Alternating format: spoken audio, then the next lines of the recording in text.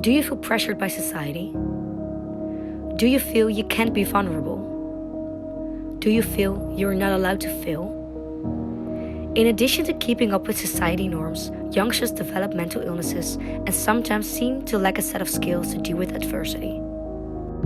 Our partners Coast and Locales see that our current full-speed society and high expectations lead to no room for doubts and pressured youngsters. Our paradox. As young people grow into young adults, they start experiencing pressure and unrealistic expectations to be successful in every aspect of their lives. But on the other hand, it is hard to change this mindset, as we live in a society that gives little space to be vulnerable or find ways to deal with adversity, as society is focused on success. For some youngsters, the shower can be the only place where they find personal privacy and a moment to be and feel vulnerable. It is a place where pain and feelings of pressure are shown that most youngsters keep to themselves. So how can we help youngsters to express and deal with their feelings and struggles? Als ik dan een keer wel onder de douche stond, dan was dat zo'n moment van de rust opeens dat alles binnenkwam. En dan stond ik gewoon onder de douche wel keihard te huilen eigenlijk.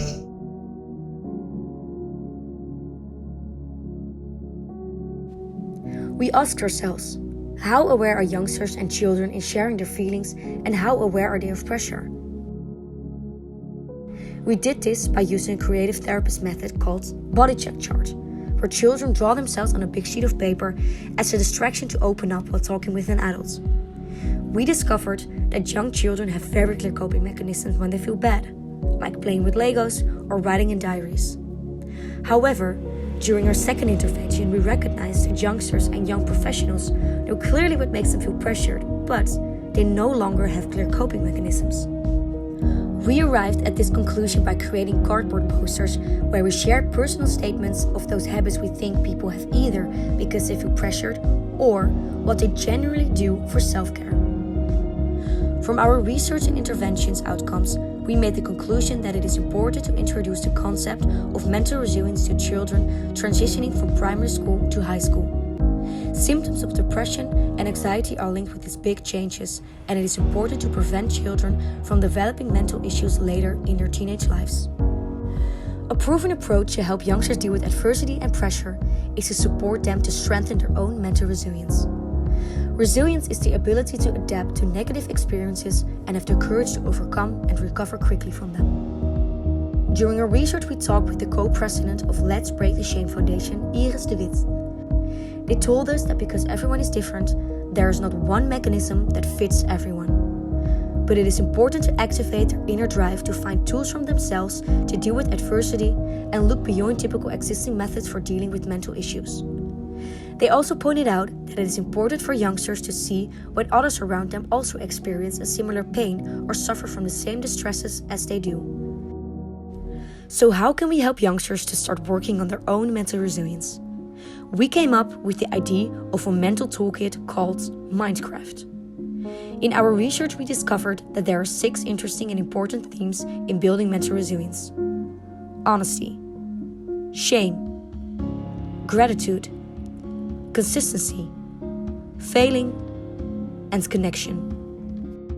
Mindcraft is a strengthening mental resilience toolbox that consists 6 tools based on our themes that would activate youngsters in the final class of primary school in a fun and low-key way to start reflecting on their own mental state, feel more connected to others, and reflect on themselves. Just like in the game Minecraft, block for block, the user works on themselves and realizes that it is more about the journey than about the achievements. The toolkit has tools that have different working mechanisms using verbal and non-verbal elements to interact with, and a diary to start reflecting. To find a working mechanism for our theme of honesty, we started with the question, who is good at being honest? Well, comedians. They have one ground rule: people laugh when comedy is real and relatable. A prompt is a writing exercise that gives the writer a starting point from where you can finish the sentence in steps. We use this exercise to create cards against dishonesty. This creates a reflective, vulnerable, and intimate experience with others, which challenges people to write about real and sometimes shameful personal things. The forbidden word. This is a verbal card game based on dealing with shame. which is inspired by a cleaning clown's working mechanism using play and imagination to overcome shame. A game helps children talk more openly about wicked issues in a playful way. The confession cuffs. These are influenced by the idea of practicing gratitude and saying grace before a meal.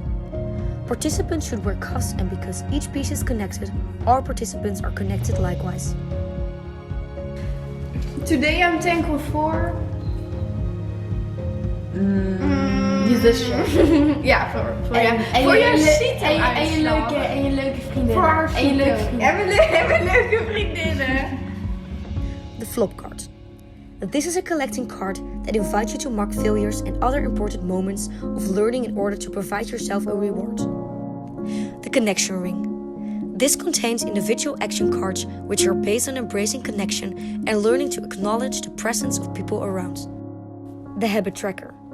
This is a coloring postcard based on consistency and working mechanisms found in professional organizer Marie Kondo's frame. Altogether, 6 features are part of a mental toolkit called Mindcraft.